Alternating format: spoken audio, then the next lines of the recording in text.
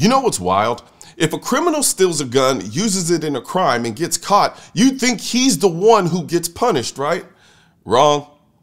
In Connecticut, Democrat lawmakers are trying to make it so that you can sue the gun store that sold the gun and the manufacturer that made it, even if they followed the law. Because apparently in 2025, we're just throwing logic in a wood chipper. Lawmakers are once again considering a bill meant to toughen Connecticut's gun laws. NBC Connecticut political reporter Mike Savino is live for us this afternoon at the Capitol. And Mike, what would this bill do? Let me guess. It doesn't ban guns directly, but it's going to hold the industry accountable, which is code for sue them into oblivion. Well, Amber, the interesting thing is this bill wouldn't create any new regulations on the sale of firearms, but it would allow individuals to go after companies who ignore or violate the rules that we already have on the books. So it's not a ban. It's just legal terrorism through litigation. They're not attacking the Second Amendment head on. They're strangling it from behind with red tape and lawsuits. What we're really looking for are the bad apples. Gun control advocates say they want more consequences when gun dealers let their firearms fall into the wrong hands. Let their firearms fall into the wrong hands? What does that even mean? You make it sound like dealers are just handing out Glocks like free samples at Costco. The reality is criminals don't walk into gun stores and fill out 4473s in droves. New bill would allow the Attorney General, a municipality, or even a private citizen to sue stores that don't take reasonable steps. Ah, yes. Reasonable steps. The most weaponized phrase in politics. Reasonable according to who? The same people who think semi-automatic means machine gun? You know your products are getting into the hands of gun traffickers, and there's a way for you to prevent that from happening, and you're not doing it.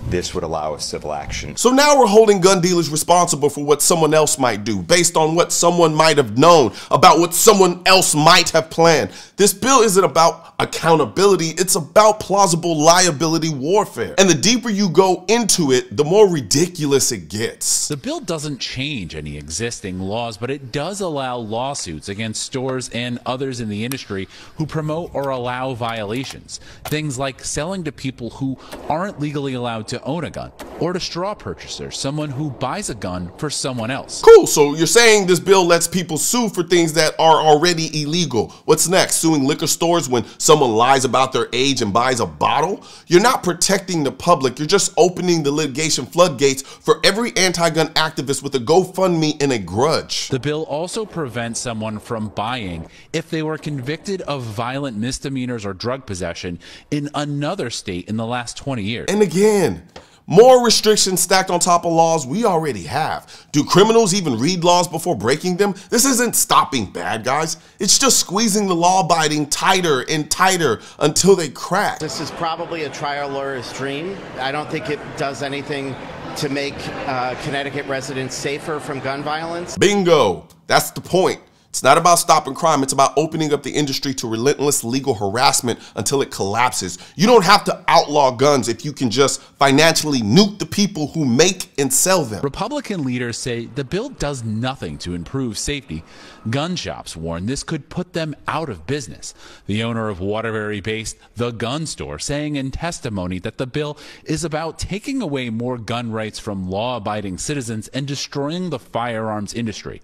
It needs to stop. And it will. That's the goal. People keep thinking these are just tougher laws. Nah, these are demolition charges set on the foundation of the gun industry. If the manufacturers and dealers vanish, so does the Second Amendment, because what good is a right to bear arms when you can't even get the arms? Now, at the start of the day, Democrats said they had intended to bring the bill out on the House floor today for a vote, but now that's likely to happen later this week. Translation: we're gonna sneak this through when you're not looking, probably while you're binge watching Netflix or scrolling TikTok. That's how they always do it. Quiet when it matters. This bill is a combination of ideas. One of them also changes how people can use firearms in self-defense. I'll have more on that coming up at 5. Of course it's a combination of ideas. That's how they Trojan horse everything. Wrap up the poison pill in legal buzzwords and hope no one reads the label until it's too damn late. This isn't just some random bill, it's a blueprint. A tactical, premeditated assault on the gun industry, and by extension, your constitutional rights.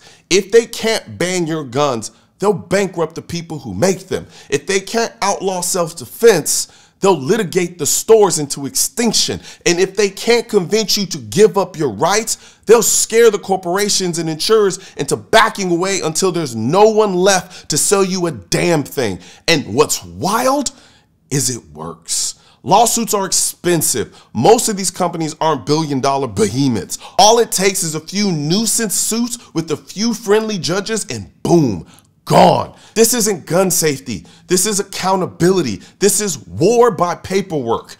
And the target is you. Look, I know the Second Amendment is under attack from every possible angle. That's why I wear mine right here on my head. Yeah, this hat I've been wearing the whole video, it's not just a dope design, it's a statement. It's called the right to bear arms and symbols. And if you look close, it's exactly what it says. A right arrow, a bold number 2, and a bear and 2 arms. Some people will see it instantly and recognize it. Others, they'll squint, tilt their head a little bit, and maybe even ask questions.